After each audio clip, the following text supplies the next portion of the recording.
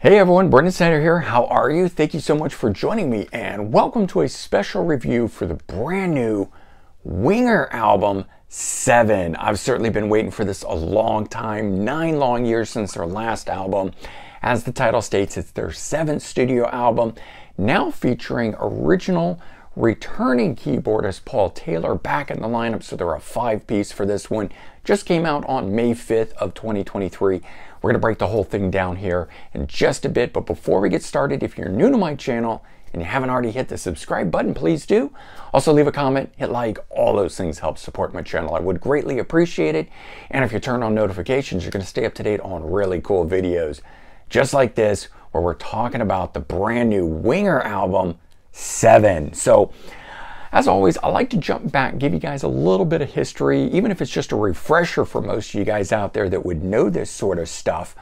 The band formed in 1987, although the name itself actually goes back to 1980, where Kip and his brothers, Nate and Paul, used it to record and put a song out on a compilation in 1980. But that was a different thing back then, so I really consider the start of the band in 87. Now, 1988 saw the release of their debut album, which was successful right out of the gate, selling 1 million copies, having big hits on it like 17 and stuff like that. Following it up in 1990 with the album In the Heart of the Young, their second one.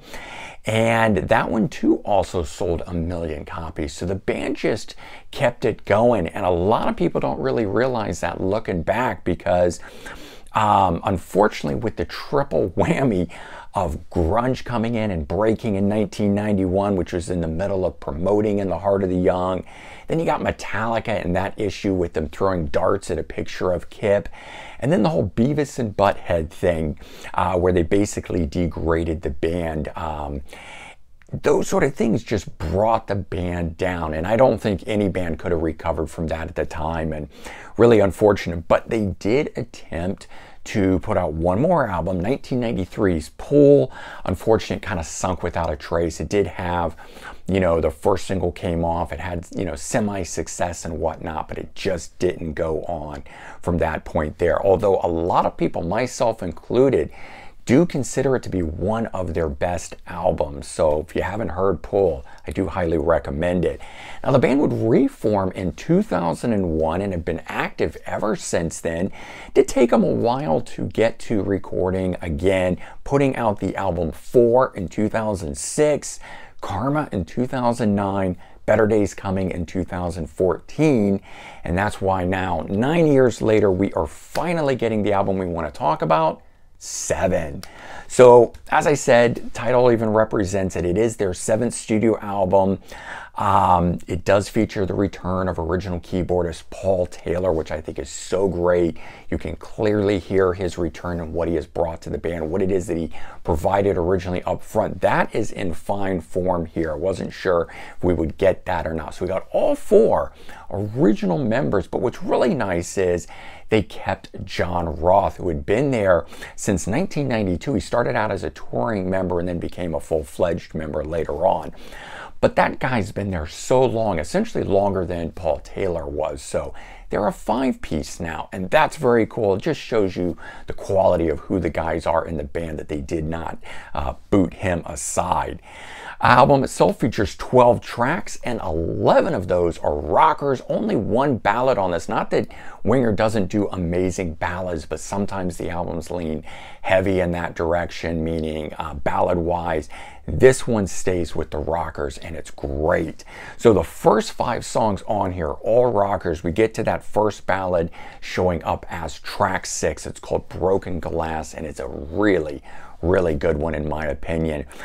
The album itself definitely leans back towards their more progressive side, but what I thought was interesting and different about this album than really other ones, because they kind of always straddled the line. They were either making straight up fist pumping rock or they were doing the far more progressive thing, but they didn't usually merge them too much. This album here found a way to merge that. You have the fist-pumping rock that is still very technical and detail-oriented in what it is arranged and how it's done and so forth, and that stuff comes across very cool here. So you've got the prog rock side mixed with the fist-pumping rock side, creating a nice hybrid of both worlds here on these tracks.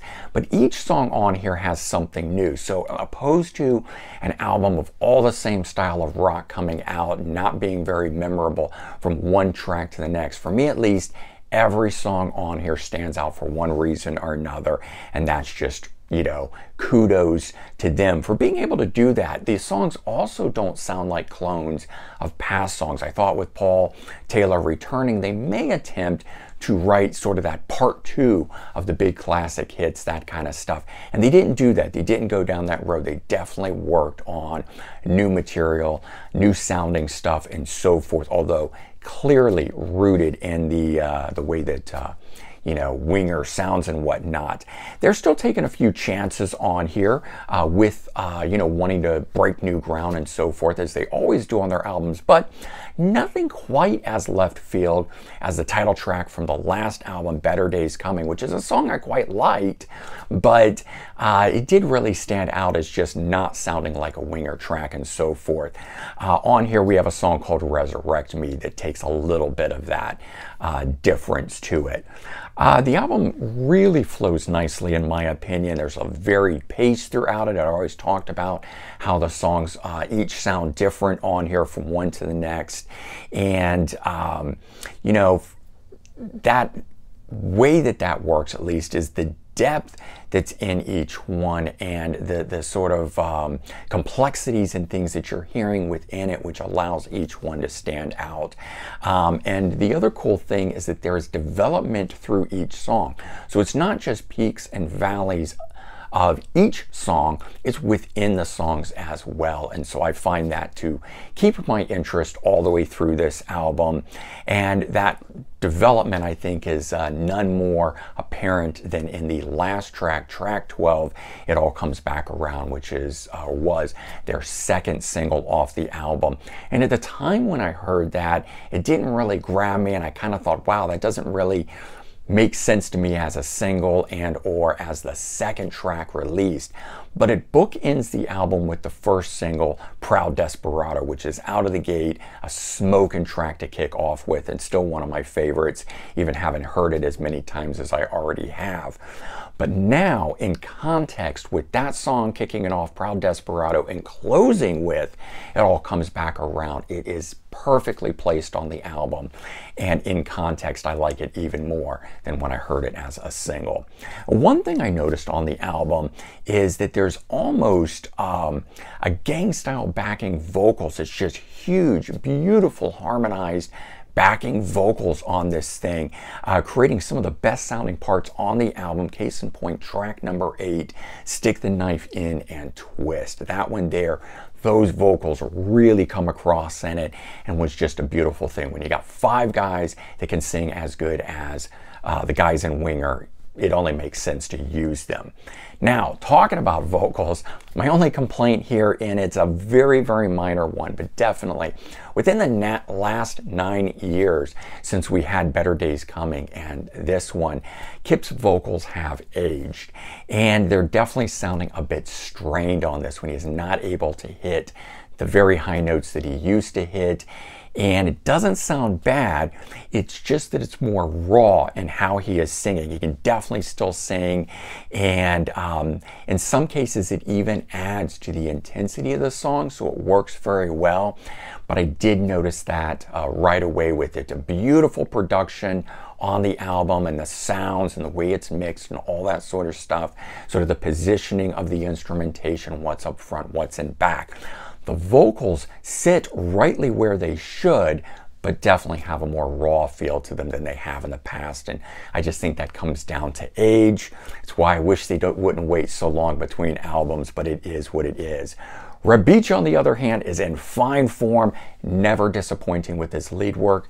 Yes, I happen to be a huge Reb Beach fan. I like all the different projects that he's done. I think he is so underrated as a guitarist, and I'm glad that he's had the chance to shine in other bands, doing stints with Alice Cooper, Dokken, currently with Whitesnake. Even his 2 solo albums are amazing. This guy really deserves more attention and shows off his amazing skills no matter what projects he's doing.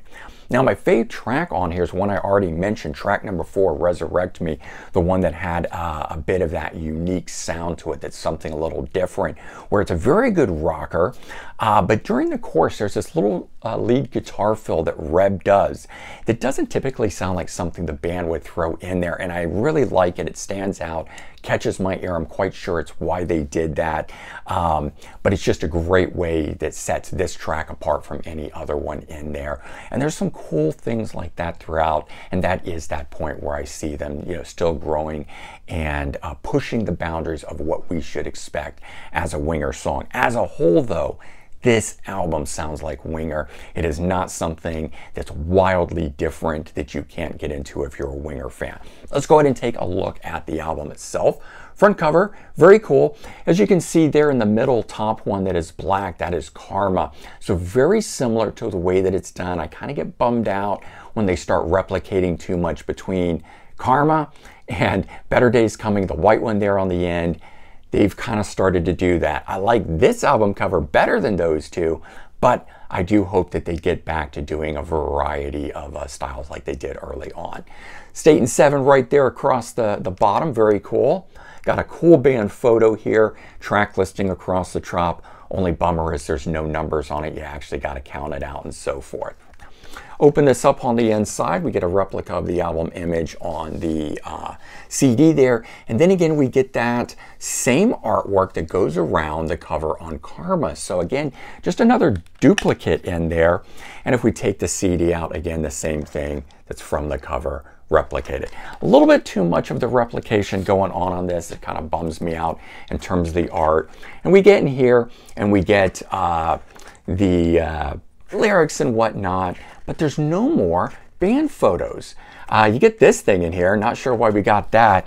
I would rather see some more band photos and so forth. So the only ones, and I would have loved individual shots of all of these guys, and I guess that just comes down to, you know, how big a fan I am of them, that I want to see more of that sort of stuff when I get the album. But there's the album for you. Bottom line on this thing here, very strong album with a lot of depth in it, and it took several listens for me to settle into this thing, where now the album itself is just getting better and better. It wasn't that I didn't like it. I immediately liked this right out of the gate, but I will say this, there wasn't really one song that stood out where I was like, oh my god, that is an amazing song, I got to go back to it, kind of a thing. I think it would have been Proud Desperado if that hadn't already been a single, but the album itself, I liked each one. I wanted to go on, and when I got done with it, I definitely wanted to start it back over. To me, I think that says a lot about the quality of an album if, when it's done, you're ready to just start it over instead of moving on to something else. I like that there's a lot of depth and character in this album. Winger as a band, I think, has only gotten better. I think their later day albums, starting with Pull, but especially from the reunion era when they did 4 going on, have been some of the best material, rivaling even those first 2 albums that were their most popular ones. And the thing is that for them to still be doing this, and in my opinion, getting better 35 years on from the debut, again, really speaks to the quality, and I think is a cool point to counter what happened to them being completely shut down for no reason at all. The quality of their music was always there back in the late 80s, early 90s, and unfortunately media and other things shut the band down, but they have come back strong.